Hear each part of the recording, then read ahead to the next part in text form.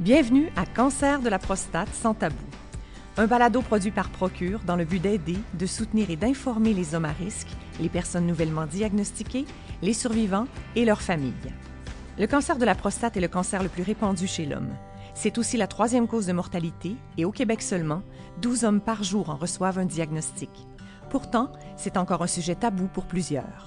Les balados Procure se veulent des discussions franches et transparentes avec patients, accompagnateurs, médecins, chacun avec leurs histoires personnelles et leurs expériences face à la maladie. Nous espérons que cet outil répondra à des questions que vous n'avez peut-être pas osé poser et surtout vous permettra de voir que vous n'êtes pas seul. Nous vous rappelons que Procure offre un service de soutien téléphonique et en ligne 7 jours sur 7 avec des infirmières spécialisées en uro-oncologie pour répondre à vos questions et vos inquiétudes. Nous sommes là pour vous et vos proches. Contactez-nous. Bonjour à tous et bienvenue à notre nouvelle série de balados Cancer de la prostate sans tabou. Une série de balados qui, je l'espère, saura répondre à vos questions et à vos préoccupations, surtout par rapport au cancer de la prostate. Nous aurons différents sujets dont nous traiterons avec des différents invités, évidemment. Je suis Isabelle Pagé, votre animatrice, et je vous souhaite la bienvenue. Aujourd'hui, notre sujet, vous savez, les êtres humains, nous sommes des êtres de relation. Quand on est en couple, on cherche le ou la bonne partenaire. On fait ça en amitié aussi, évidemment, on cherche des complices. Mais j'aurais jamais pensé transposer ce lien relationnel entre un médecin et son patient. Et c'est ce dont nous allons parler avec nos invités aujourd'hui. Donc, Jean Fils-Aimé, merci d'être là. Patient, survivant du cancer de la prostate. Merci Isabelle de me recevoir. Ça me fait plaisir. Et Dr Peter Vavassis, radio-oncologue. Vous êtes tous les deux, messieurs, co-auteurs aussi d'un livre qui s'appelle « Le cancer de la prostate en noir et blanc ». Vous avez collaboré, donc vous avez été en relation par patient-médecin. Vous avez collaboré à l'écriture de ce livre. Vous dites que c'est noir et blanc, mais pour l'avoir vécu avec mon papa qui a été diagnostiqué à l'âge de 49 ans du cancer de la prostate, il y a beaucoup de zones grises dans le cancer de la prostate. D'abord, Jean Fils-Aimé, j'aimerais vous entendre par rapport à... Parce qu'avant d'avoir un spécialiste qui va vous suivre et qui va vraiment vous accompagner pendant votre cancer de la prostate, pendant cette aventure que ça va durer, on ne sait pas combien de temps ça va durer, mais vous avez dû en rencontrer plusieurs, des médecins, avant d'arriver à Dr Vavassis. Tout à fait. Est-ce que je peux te tutoyer? Bien sûr, bien sûr. Parce que je vais appeler Peter. Peter, pour moi, ce n'est plus Dr Vavassis. Nous sommes devenus deux bons amis, deux frères. Au fil des années, ses enfants me considèrent comme un oncle, donc je suis un ami de la famille. Et son chien me reconnaît à plusieurs mètres déjà. Bon. Effectivement, c'est drôle. Moi, tout ce qui est hôpital, tout ce qui est médecin, j'aime pas ça parce que j'ai une histoire.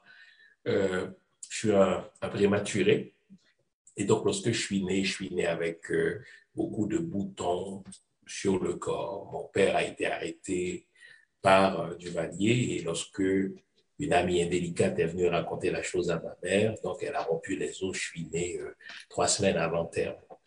Et donc, toute ma vie, je devais recevoir au moins une piqûre par semaine à l'hôpital. Et donc, j'associe médecin, hôpital à torture. En sorte que j'ai toujours tout fait pour me tenir loin de tout ce qui est médecin, de tout ce qui est hôpital, etc. Mais la vie va décider autrement. Peter et moi, nous sommes de bons amis, nous avons écrit un livre, etc. Oui, j'ai eu plusieurs médecins, entre autres un médecin de famille qui m'avait dit, écoutez, à 40 ans et plus, il faut faire un check-up annuel, etc. Bon, voilà, puisqu'il était sympathique, j'ai accepté. Il m'a envoyé faire un APS, il a trouvé que c'était pas normal, c'était un peu élevé.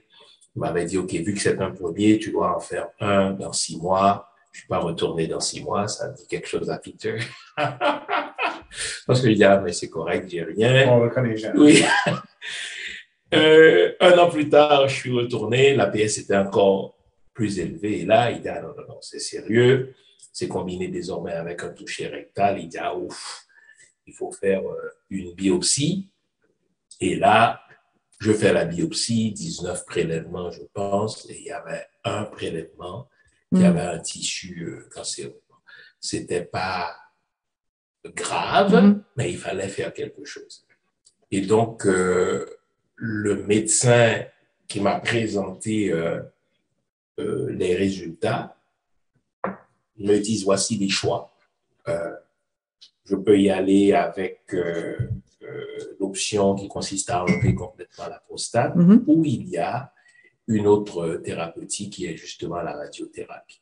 Évidemment, lorsque j'ai comparé les avantages et les inconvénients, j'ai opté pour la radiothérapie. Sauf que je l'ai fait vraiment sur la base de ce que j'avais entendu à Procure. Et là, je dois faire une fleur à Procure parce que je savais absolument rien de la radiothérapie. Pas plus que je savais rien de la prostate, absolument. Je savais rien parce que j'avais personne dans mon entourage. Mais ça, c'est difficile. Ça m'amène à une question par rapport à ça.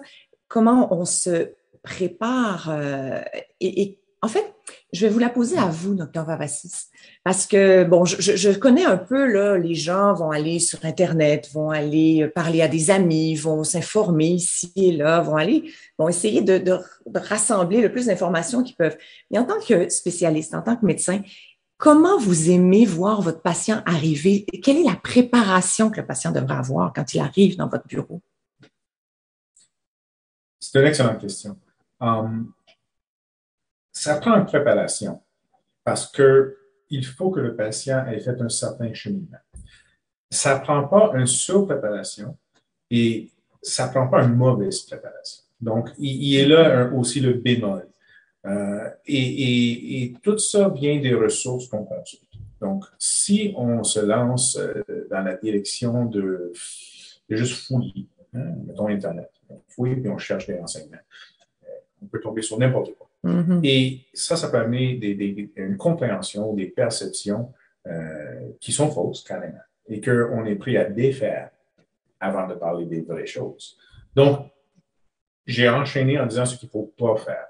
Je pense que ce qu'il faut faire, c'est d'avoir une certaine préparation, c'est-à-dire de s'informer, de parler là en disant « je ne comprends rien ». Mais de s'informer de la bonne façon, c'est-à-dire de s'informer simplement en allant chercher dans des ressources sûres. Procure de bon exemple. Tout à fait. On ne le dit pas pour faire... Non, mais on le sait, parce que d'emblée, il y a la ligne aussi, vous voyez le numéro derrière nous. La ligne Procure qui est là, il y a des spécialistes qui répondent au téléphone, qui répondent aux questions et qui peuvent aider les patients à vraiment faire une liste de questions même. Et que les informations ont été déjà évaluées. Donc, il y a des gens experts, reconnus, qui ont regardé ces informations et ont dit oui, c'est la bonne chose à divulguer aux patients. Donc, déjà, on part avec un certain filtrage d'informations dans la bonne direction. Mais après ça, je pense qu'il faut simplement prendre autant qu'on peut selon notre niveau de compréhension, notre niveau d'absorption. Merci, Jean. Et ensuite, on arrive, puis on pose nos questions. On prépare des questions, puis on les pose. Le spécialiste n'est pas là. Procure n'est pas là pour faire le travail du médecin pour qu'on ait à moins travailler. Le but ici est simplement que le patient arrive avec une certaine notion et les bonnes questions, qu'on puisse répondre à ça. Mais c'est parce que aussi, quand vous arrivez avec le diagnostic, on vous l'annonce en tant que patient, on entend le mot cancer, on a beau être en 2022 puis l'avoir entendu maintes et maintes fois, ça sonne, ça cogne. D'autant que dans mon cas, à part le fait que, comme je viens de le dire, je suis un prématuré, donc j'avais des boutons sur le corps, donc je prenais une piqûre par semaine, mais j'ai jamais été malade. Et donc, lorsque la secrétaire de l'urologue m'a appelé pour me dire que l'urologue veut me rencontrer, ben voilà, j'allais un peu de fantaisie, je revenais de vacances, ok, bon, c'est un autre rendez-vous de chez le médecin, mais pas plus que cela.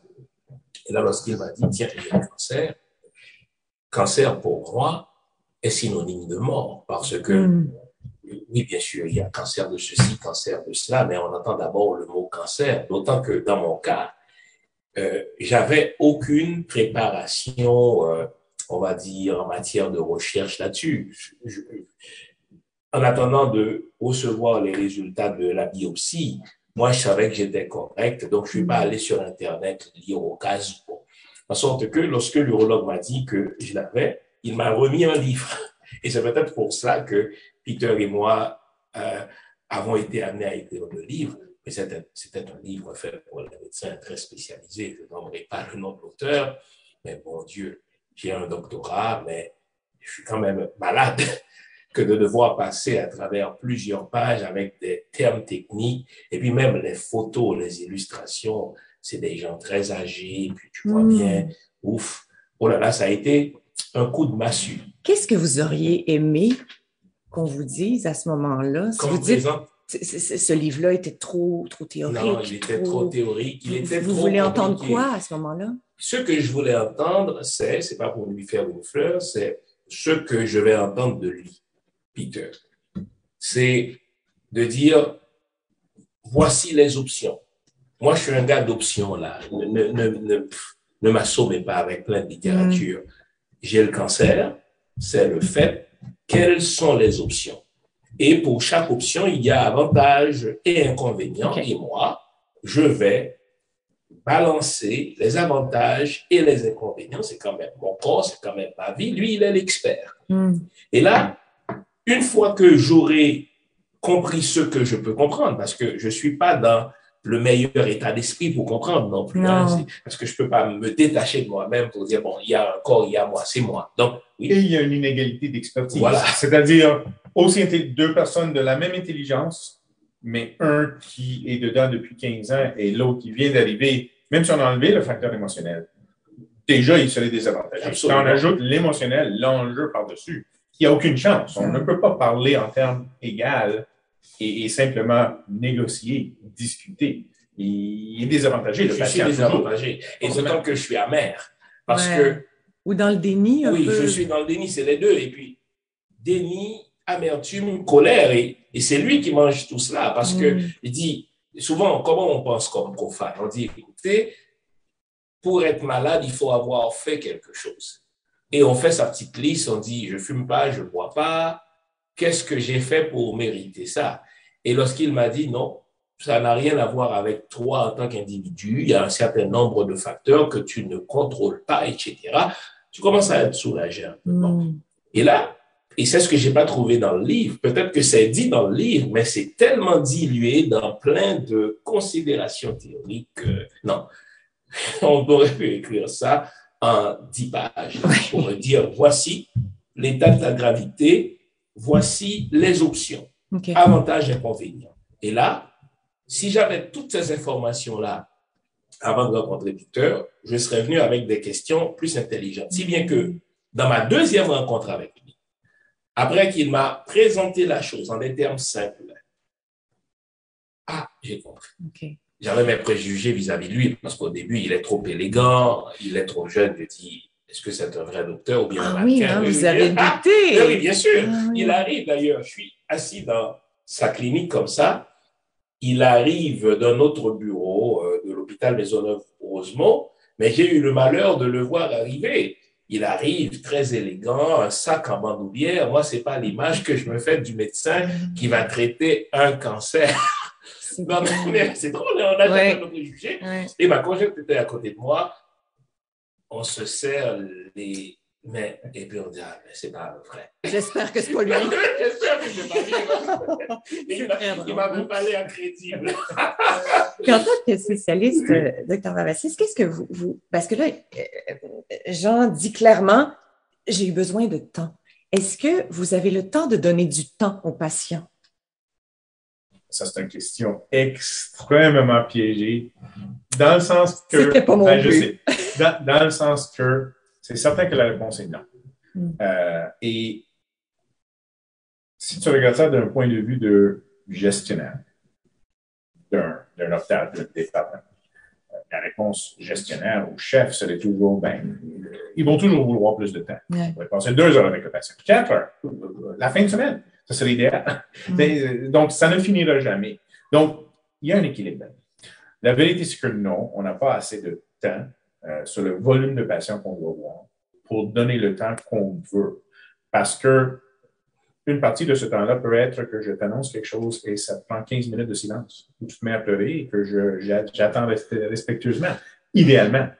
Mais là, ce qui arrive habituellement, c'est que le patient dit « Oh, je m'excuse, c'est lui les yeux, je ne veux pas faire perdre du temps. » Il le sait que la d'attente salle d'attente est pleine. Il vient d'attendre 1 heure de plus qu'il devrait parce que je suis en retard des autres. Yeah. Donc, les patients sont gentils l'un envers l'autre. Donc, lui, il s'empresse. Donc, ça défait toute cette notion-là.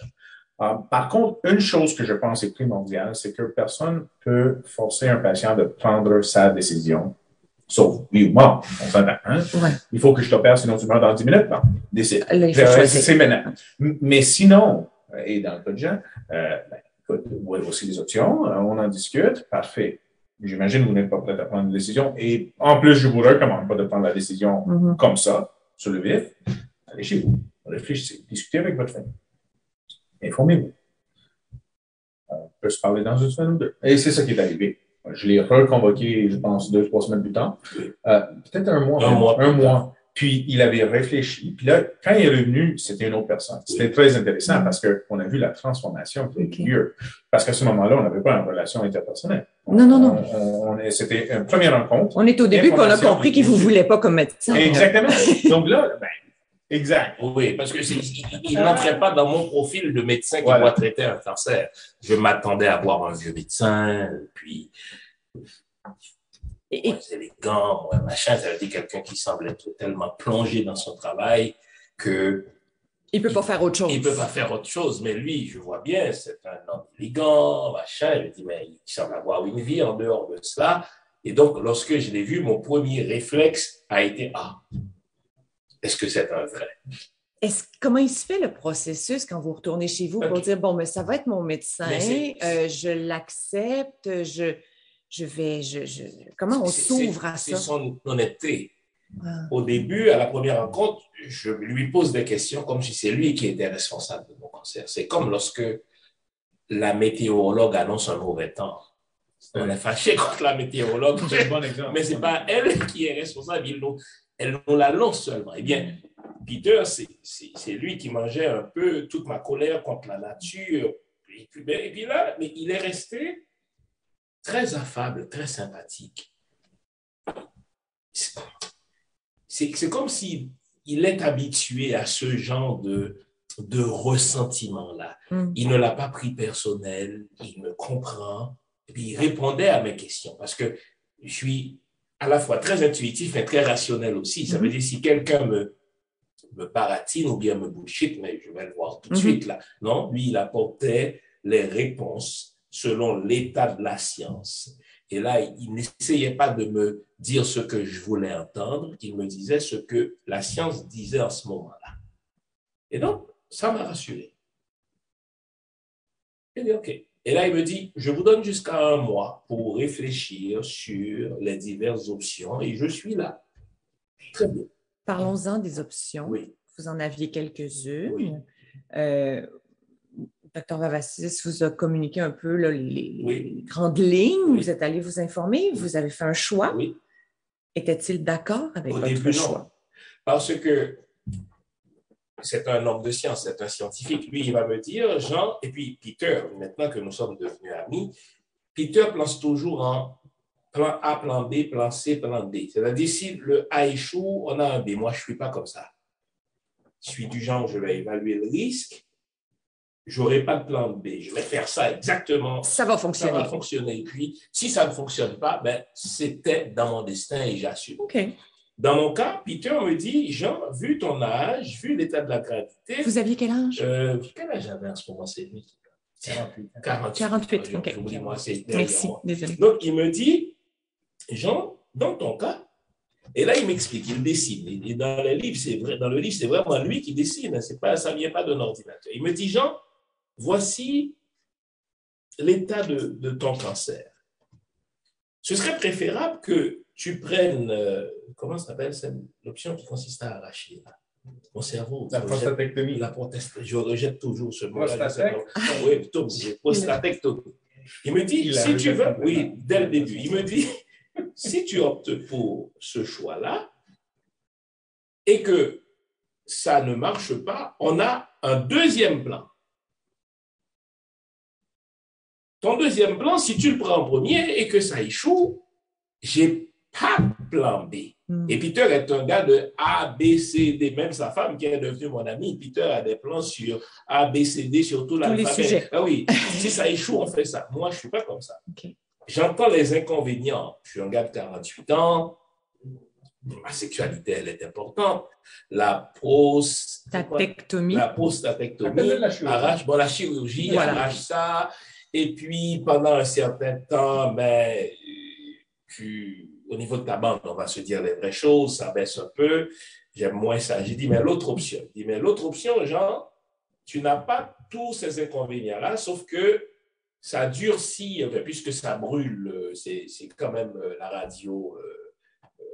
La radiation, ça brûle une partie enfin, c'est lui qui connaît les termes. Et si ça ne marche pas, on ne peut pas revenir en arrière pour dire on va prendre la A. OK. Et là, il me présente les chiffres. C'est aussi un gars de chiffres, de statistiques, etc. Mais je dis, il me semble qu'au niveau des statistiques, j'ai 90% de chances que ça marche, autant que dans l'autre. Donc, si pour les 10%, ça ne marchait pas, c'est que c'était dans mon destin que ça ne marchait pas. Et lui, il a tout fait pour essayer de me ramener à A, pour qu'au cas où A ne marche pas, je puisse tomber à B.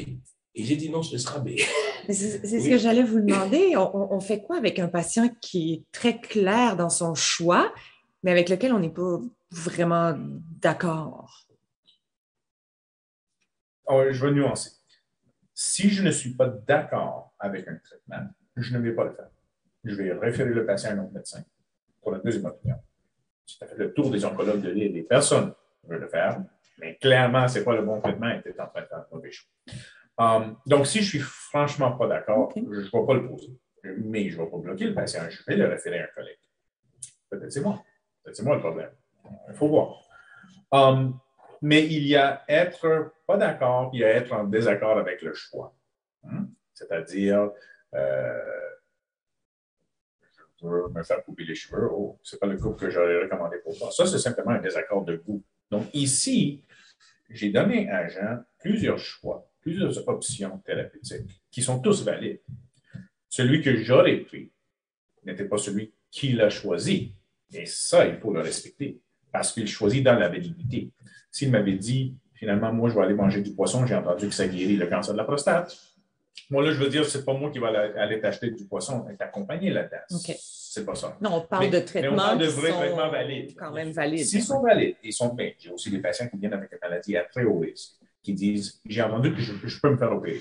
Le chirurgien ne veut pas t'opérer parce que c'est pas propice à ça. Je ne pense pas que c'est une bonne option. Le chirurgien ne va pas t'opérer parce que tu le demandes, parce qu'on n'est pas au restaurant en train de commander. D'accord. Donc, c'est ça la nuance à faire. Mais Jean n'a pas fait un choix qui est un mauvais choix médical. Il n'a simplement pas fait le choix que j'aurais fait. Et le temps, pour dire le punch avant la fin, le temps lui a donné raison parce que ça a marché. Heureusement. Et malgré un petit scare qu'on a eu, un petit moment de peur, là, et double raison, et ça, je ne te l'avais pas dit parce que c'est hier qu'on a pris la décision finale. On est en train de bâtir une idée une idée de recherche où tu puisses refaire de la radiothérapie de deuxième. Ah, voilà. Donc, tu vois, aussi, ça va ouvrir la de mon temps. Mais, l'intuition. Comme tu es souvent, l'intuition lui donne cet avantage. Donc, tout change en même temps. Il n'y a rien qui est coulé dans le béton. Il ne faut pas arriver avec une idée fixe et dire, bon, voici les règles, voici les choix. Et c'est pour ça qu'il ne faut pas non plus dire à quelqu'un, non, tu ne fais pas le bon choix. Ce n'est pas comme ça qu'il faut l'approcher non plus. Donc, le médecin doit rester ouvert. Oui, la relation patient, voilà, j'aime ça. La relation médecin-patient, elle est importante parce que, il l'a dit tout à l'heure, quand tu es patient, tu arrives écrasé, doublement écrasé. C'est toi qui es malade et tu ne comprends rien à ce dont tu souffres. Lui, il a un bagage de connaissances et d'expériences, il en a vu plein. Et d'une certaine manière, il est qualifié pour t'aider à faire le bon choix. Sauf que tu n'es pas au même niveau de cheminement que lui. Non, c'est sûr. Lui, il envoie 10, 12 par jour. D'où l'importance pour lui de rester ouvert et de dire, et j'aime bien sa formule, ce n'est pas ce que j'aurais pris comme choix. Peter, encore une fois, c'est un gars de A, B, C, D. Mais dès qu'il m'a présenté les divers choix et que ce sont des choix scientifiques, validés, la personnalité intervient. Je suis un riscophile. Je vais prendre des risques. Ouais. Et je vais dire, OK, si ce couloir-là existe, je vais y aller parce que j'estime, dans mon cas, là où j'en suis, il y a moins d'inconvénients comparé aux inconvénients de l'autre choix qui, lui, s'il échoue, me laisse d'autres choix quand même. Pour vous, pour Jean. Moi, Jean. J'ai une question qui me brûle les lèvres. C'est qui le premier maître à bord dans cette aventure-là? Je suis aussi. Et là, c'est ma vision. Il y a peut-être d'autres médecins qui diraient voilà. Il n'a pas raison. Oui. Et je serais prêt à le débattre et à les écouter. Mais instinctivement, aujourd'hui où je suis rendu dans ma pratique, dans ma carrière, je pense que le médecin est au service du patient. Je fournis un service. De la même façon que la plupart des institutions avec n'importe quelle expertise. La police est au service de la population. L'armée est au service de la nation. C'est en dedans de notre expertise. Et une partie de ce service, c'est de ne pas laisser le patient faire une erreur monumentale grave. C'est partie du service. Vous guidez quand même. Mais on guide. On est à l'écoute. On respecte. On s'ajuste. Je crois vraiment que le rôle y est là. Et encore une fois, juste pour lui donner raison, aujourd'hui, si on avait la même conversation qu'on a eue il y a 5 ans maintenant, je serais beaucoup plus à l'aise de dire « Oh, je prendrais la radiothérapie aussi à ta place. » Parce que l'avancement des connaissances fait qu'aujourd'hui, heureusement, il y a d'autres options. Les recherches. Oui, exactement. Donc, encore une fois, à quel point ça serait bête de simplement dire « Mais non, tu sais bien, tu n'es pas éduqué dans ça, ce n'est pas ton expertise. » Parce que finalement, 5 ans plus tard, c'est pas du tout un mauvais choix. Au contraire, c'est un bon choix et aujourd'hui, peut-être devient même le choix. Mais c'est rassurant. Permets-moi, Isabelle, sauf que le fait par moi d'avoir choisi cette option-là, à ce moment-là, je commence par dire, j'en savais rien. Mais c'est grâce aux informations simplement présentées qu'il m'a données que j'étais en mesure de faire un choix éclairé, même si ce choix-là, ce n'était pas son choix à lui. Mais les informations, il me les a présentées honnêtement. Et je n'ai jamais senti de son côté une volonté de me contrôler le bras. Non, c'est mon corps. Mais c'est lui l'expert. Mais c'est intéressant, puis c'est rassurant de vous entendre parce que déjà, quand on entend le mot cancer, on est un peu beaucoup vulnérable, on perd ses moyens, on a l'impression de perdre son pouvoir aussi sur la vie, sur peu importe, là. Et d'entendre qu'on reste maître de sa destinée, de ses choix, de tout ça, parce que des fois, j'ai l'impression que peut-être le réflexe des gens, c'est de remettre ça dans les mains de quelqu'un qui, à la base, ne connaissent absolument pas, ils ne savent pas c'est qui, ils n'ont pas encore cette relation-là que vous avez ensemble. Absolument. Il y a là-dedans aussi une certaine défense qui se fait. Donc, si je me brûle, je vais m'éloigner du feu. Donc, c'est un peu la même chose que j'ai un problème brûlant. Et là, je veux m'en débarrasser, oui, la patate chaude. Là. Exactement. je te le remets entre tes mains. Ouais. Et en plus que tu es un expert fait pour le recevoir. Ouais. Ben, encore mieux, parce que là, si je dois choisir entre les deux, ben, je prends celui qui est expert, toi. Donc, je comprends aussi cet instinct-là, et je l'entends souvent. C'est pas vraiment qu'est-ce que vous feriez à ma place, parce que j'entends ça, et ça, je trouve très valide comme question. Mais beaucoup plus de, c'est vous qui choisissez. Vous savez mieux que moi, vous choisissez. Ça, moins. J'essaie de ramener la personne à, OK, je vais dire que ce que je ferais à ta place, mais je ne vais pas choisir pour toi. Le choix doit venir de toi. Tu peux juste me dire oui à la fin. Je peux te donner les choix, tu peux me dire oui, mais il faut que ça vienne de toi. Ça serait quoi le conseil que vous auriez à donner à quelqu'un qui vient de recevoir un diagnostic, parce que c'est quand même 12 hommes par jour au Québec qui reçoivent un diagnostic de cancer de la prostate, pour faire un choix éclairé? Vous avez fait une liste de questions, vous êtes parti de vos valeurs, vous êtes parti de où? Voilà. Je ne dirai jamais le nom de mon neurologue, et ce n'est pas pour le faire mal paraître, il fait de son mieux. Lorsque mon neurologue m'a annoncé mon diagnostic, il avait la tête par terre. Il m'a dit, Monsieur Ficellet, vous avez le cancer, c'est pas grave. Étant donné le niveau de gravité, je vais vous remettre un livre, lisez-le et rappelez-moi dans un mois pour dire ce que... Non, c'était un ordinateur pourrait me dire ça. Et il aurait pu vous appeler au téléphone. Oui, bien sûr, non. N'oublions pas, hein, le patient n'est pas un corps, c'est un humain, avec des sentiments, avec des vulnérabilités, avec ses hauts et ses bas. D'autant que dans mon cas, 48 ans, je n'ai jamais été malade. Je ne m'attendais pas à recevoir ce diagnostic-là. Et mon neurologue, peut-être qu'il avait ses problèmes aussi, parce que souvent on oublie que le médecin est aussi un humain.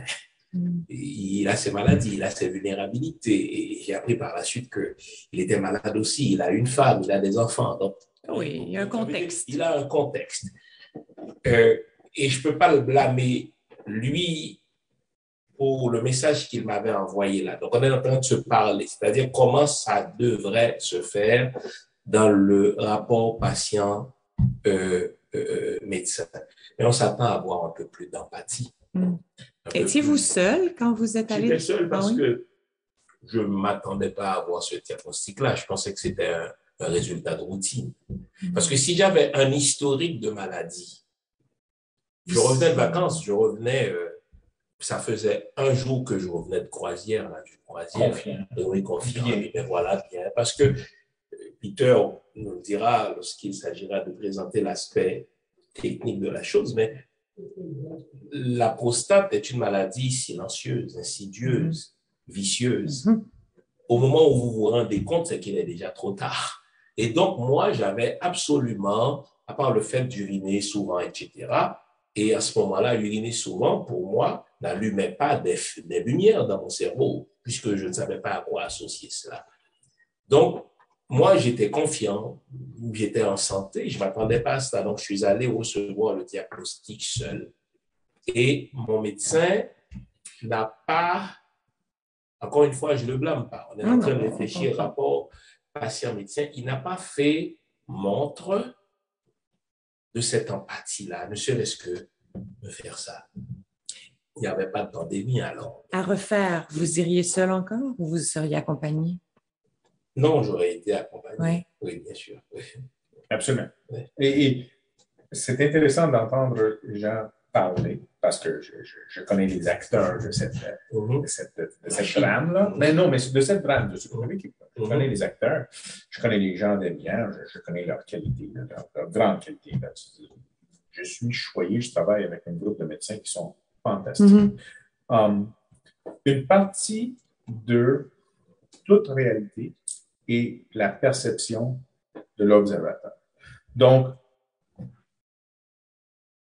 si personne ne regarde, il n'y a rien qui se passe. Si quelqu'un regarde, mais quelque chose se passe basé sur ce qu'il voit et qui peut correspondre à ce qu'un autre verrait ou non. On a ici un être humain qui va rencontrer un autre être humain. L'autre être humain lui donne des nouvelles qu'il n'attendait pas, premièrement, qui sont très mauvaises, qui bouleversent la vie. Donc, il n'y aurait pas de façon de bien faire ça, on s'entend. Premièrement. Et deuxièmement, il n'y a en plus aucune préparation parce qu'il ne s'attend pas à ça. C'est-à-dire, c'est sûr que si tu te promènes avec une grosse plaie et tu attends le diagnostic de la plaie, mais là, c'est évident qu'ils ne vont pas te dire il n'y a pas de plaie. Il y a une plaie, on la voit. Mais ici, comme il dit, c'est silencieux la prostate. Donc, il s'attend de se faire dire finalement, la biopsie est négative, on fera une autre dans 2 ans, bonne journée. On surveille ça. Donc, il y a ça aussi qui amène que la perception du patient, dans ce cas, mais dans la perception de chaque patient, va être très particulier par rapport à cette annonce-là, cette nouvelle. Le médecin doit s'ajuster à ça, c'est certain. Le patient doit aussi, dans sa préparation, et c'est là où il peut avoir une meilleure préparation, se préparer, si j'entends ça. Et là, les fameux plans de Peter. Mais si j'entends ça. C'est excellent. Donc, là, accompagner. Et ça serait intéressant d'avoir déjà été sur le site de Procure, regarder, s'informer. Parce que là, tu dis, ça se peut qu'on me dit cancer de la prostate. Et si je suis face à ça, qu'est-ce que je vais faire? Comment je vais réagir? Est-ce que je suis accompagné? Quelqu'un qui écoute en même temps que moi? Est-ce que j'ai quelques questions de base? Peut-être la question, c'est quoi la prochaine étape? Mais au moins, tu vas poser cette question. C'est une question. Mais cette préparation-là a une valeur, une validité. De se faire accompagner est primordial. Ça fait une grosse différence d'avoir quelqu'un sur qui on s'appuie. Moi, j'en aurais une question.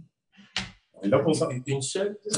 Bien, ça serait ma première. Puis j'ai comme un malaise à la poser, mais je vais la poser parce que si j'étais devant vous avec mon mari, mon fils, mon père, et qu'on annonçait à un de ces hommes de ma vie-là qu'il a le cancer de la prostate, ma première question, ça serait, Docteur Vavassis, est-ce qu'en 2022, on meurt du cancer de la prostate? Donc, ce n'est pas une question de date, autant que c'est une question de stade, à quel moment on l'a attrapé. C'est-à-dire, si en 2022, on vit comme si on était en 1922, pas de dépistage, pas de médecin, pas de questions, pas rien jusqu'à temps que je ne peux plus marcher. Bon, bien, c'est certain que là, on meurt du cancer de la prostate. Okay. Par contre, et là-dedans, il ne faut pas penser que chaque patient qui a une maladie grave a négligé non plus. Il y a simplement des gens malchanceux où ça a été très, très rapide. Ils n'ont eu aucune chance. Tout à fait. Mais si on veut mettre tous les chances de notre bord, on se fait suivre, on se fait dépister, on se fait surveiller. Passé 50 ans, on a un médecin avec qui on prend contact régulièrement. C'est normal. C'est un parcours normal de la santé de l'être humain. Donc, dans un pays développé. Dans un pays développé, encore une fois. Bien dit, absolument. Un luxe qu'on a au Canada. Dans ce contexte-là, attrapé à son début, notre taux de guérison pour le cancer de la prostate devrait être autour de 90%. Wow. Et qui est excellent. Et probablement les gens qu'on échappe un peu, que la maladie revient, c'est probablement des gens qui avaient une maladie plus avancée qu'on pensait et que nos instruments d'aujourd'hui n'ont pas pu déceler à temps pour faire le traitement approprié. Donc, on les a sous-traités un peu en pensant que ce n'était pas aussi avancé. Ils étaient juste sur le bord. Donc, il y a juste quelque chose qui a été manqué. Mais là, je ne parle pas de manquer par erreur. Je parle de, dans la capacité du possible, c'était quelque chose qu'on ne pouvait pas prévoir, comme, pour reprendre l'exemple de la météo, si on avance, à chaque semaine qu'on avance, la météo devient moins précise. Ce n'est pas la faute à personne, c'est les modèles sur lesquels on travaille. Donc, c'est un peu dans ce sens-là. Mais la réponse rapide, la réponse courte, est qu'en 2022, avec un bon système de santé comme on a au Québec, on devrait se retrouver que la vaste majorité des gens qui font face à la prostate peuvent s'en sortir avec un bon résultat. Et ça, c'est précisément ça qui nous avait dit. Parce que la deuxième fois, je suis allé avec ma conjointe. Et puis là, c'est un bouffon de respiration. Parce que tu dis cancer dans la tête de toute personne non préparée comme moi. Parce que moi, je n'avais jamais lu sur la prostate, je n'avais jamais lu sur... Et pourquoi le faire? Oui, pourquoi le faire? Parce que il n'y avait aucun intérêt. Et lorsqu'il m'a présenté ça, avec toutes les nuances qu'il a présentées quand même, il dit... Si on fait ça, on fait ça, on fait ça, et dans ton niveau à toi, de stade, si tu suis ce qu'on te dit, c'est pas le cancer de la prostate qui va tuer. Et c'est la phrase qu'on veut entendre. Oui, hein? Parce qu'il prend le temps de nous présenter l'état de la science. Donc, c'est pas du baratin qu'il fait, mais il dit, étant donné l'état de la science, étant donné le système dans lequel on est privilégié quand même. Ça, moi, je viens d'Haïti, ça va plus de 10 000 personnes sur une population de 14 millions n'ont pas accès à une personne qui travaille dans un personnel de la santé. Donc, moi, je suis privilégié que d'avoir médecin de famille, médecin, spécialiste, etc. Donc, waouh! Puis là, ça a été pour moi un boost, une espèce propulseur. J'ai dit, OK, donc, je vais suivre ces conseils, je vais venir régulièrement. Et lorsque j'entrerai dans la thérapeutique, je vais venir littéralement tous les matins faire ce que j'ai à faire. Voilà. Vous avez des questions, des préoccupations, des inquiétudes? Contactez-nous 7 jours sur 7 au 1-855-899-2873 pour discuter de façon confidentielle avec une de nos infirmières spécialisées en uro-oncologie qui prendra le temps de vous écouter et de vous fournir des réponses éclairées. L'équipe de soutien Procure est là pour vous. Je vous écoute, j'admire, je suis très inspirée par votre relation, par ce que vous partagez avec nous aujourd'hui. Je me mets quand même dans la peau de certains hommes, peut-être qui nous écoutent et qui se disent, ouais, j'ai pas cette relation-là. Moi, avec mon médecin, ils sont chanceux. Est-ce que c'est de la chance? Est-ce que c'est une loterie Est-ce qu'on voudrait faire la file pour avoir Dr Vavasis? Est-ce que... Il faudrait. Oui, oui, mais Dr Vavasis ne peut pas se décupler ou se cloner. Je sais que tu es vraiment modeste, mais je vais dire un peu. Est-ce que je peux quitter la pièce? Non, c'est pas ça. Peter, c'est un médecin, mais qui ne se voit pas médecin d'abord, qui est humain. Mm-hmm. Rapidement, tu veux l'appeler Peter, parce qu'il comprend. Et son empathie n'est pas fake, n'est pas factice, c'est une empathie réelle. Et ensuite, il y a la compétence.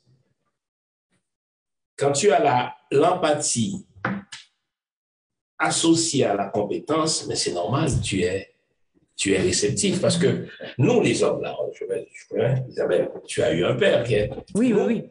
Quand on a cette maladie-là, on est crispé. On dit, ah non, c'est pas ça, parce que la civilisation judéo-chrétienne veut que l'homme soit comme une espèce de Robocop. Là. Ça ne se peut pas. Ça ne se peut pas, et si tu es malade, tu échoues. Ouais. Parce que regarde, là, c'est quoi ça, un homme qui est malade? Et tu vas voir le médecin un peu à reculons. Dans la culture haïtienne, on donne toujours la blague du gars qui va voir son médecin, mais avec sa femme.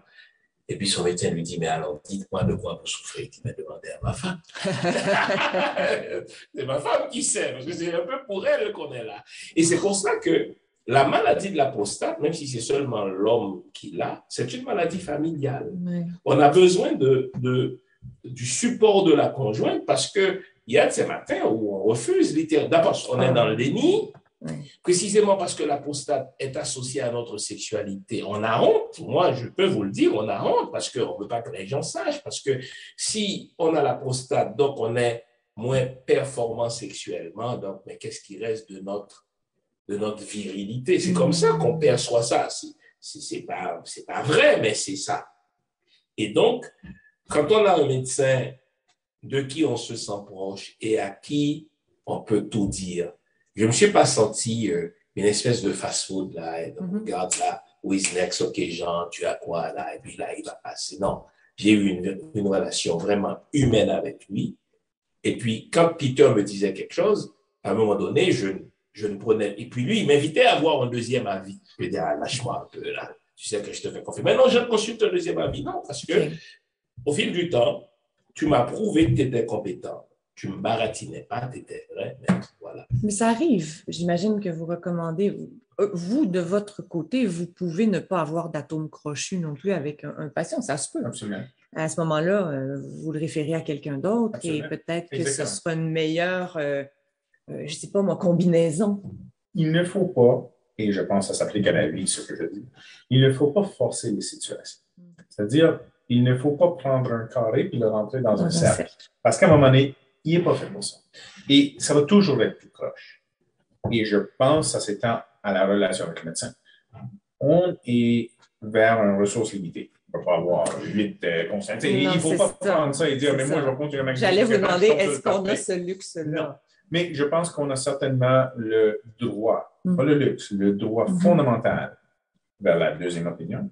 On a le droit fondamental vers une certaine sérénité dans la relation. Ça n'a pas besoin d'être l'amour, mais un respect mutuel, la communication, mot qu'on a déjà partagé, hein, la communication, la capacité. Oui, du patient, là, c'est important.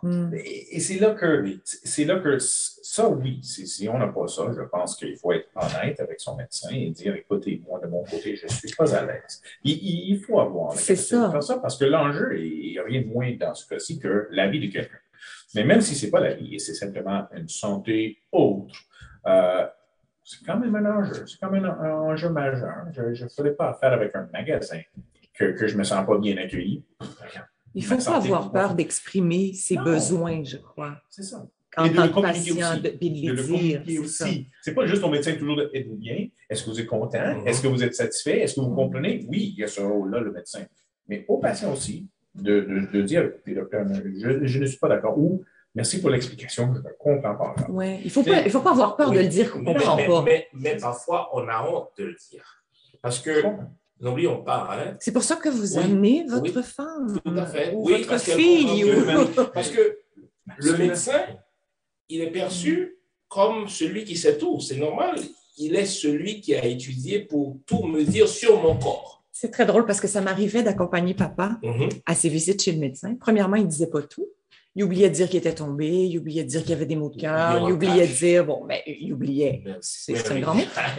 Et ça m'arrivait de le regarder puis de faire, pas sûr qu'il a compris. Et là, je posais la question naïvement au médecin, qu'est-ce que vous voulez dire? Je ne suis pas sûre, moi, je ne comprends pas. Non, vraiment, pouvez-vous répéter ou me l'expliquer? Nous, on ne le dirait jamais comme ça parce que déjà, le gars, n'oublions pas, le médecin, dans la société, ça a toujours été comme ça, dans la société occidentale, il est placé là. Oui, c'est vrai.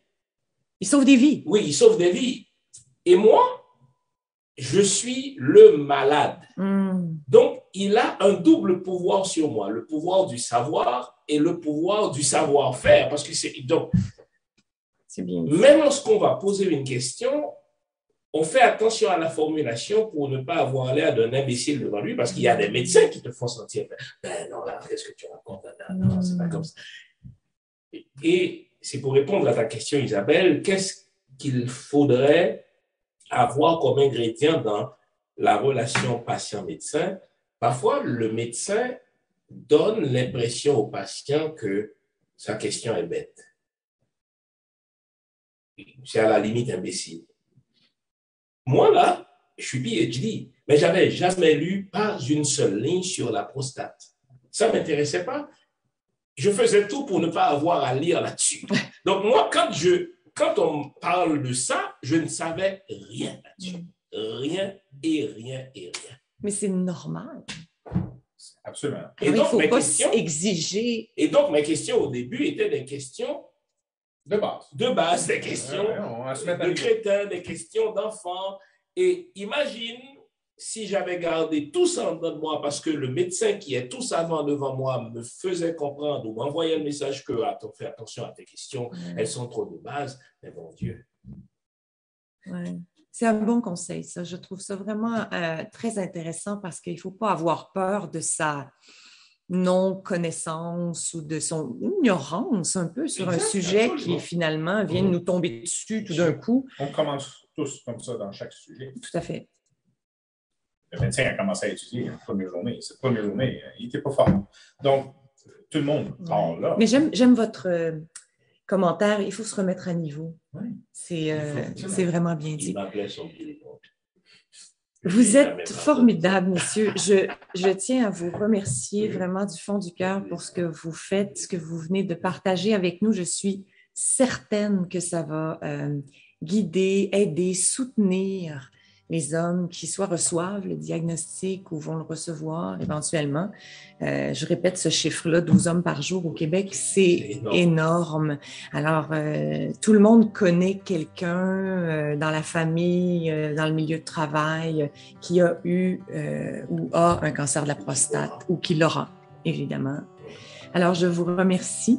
Je répète, vous avez écrit le livre « Le cancer de la prostate » en noir et blanc, tous les deux, ensemble. Alors, si vous voulez rire, pleurer, être touché et en apprendre. Et j'allais enchaîner avec apprendre. Très bien illustré par Peter. C'est pas un autre. Je vous le recommande fortement. Et je vous invite à suivre notre nouvelle série de balados cancer de la prostate sans tabou sur le site web de procure.ca. À la prochaine. Merci d'avoir écouté Cancer de la prostate sans tabou, un balado produit par Procure. Pour en savoir plus sur le cancer de la prostate et nos épisodes de balado-diffusion, rendez-vous sur procure.ca.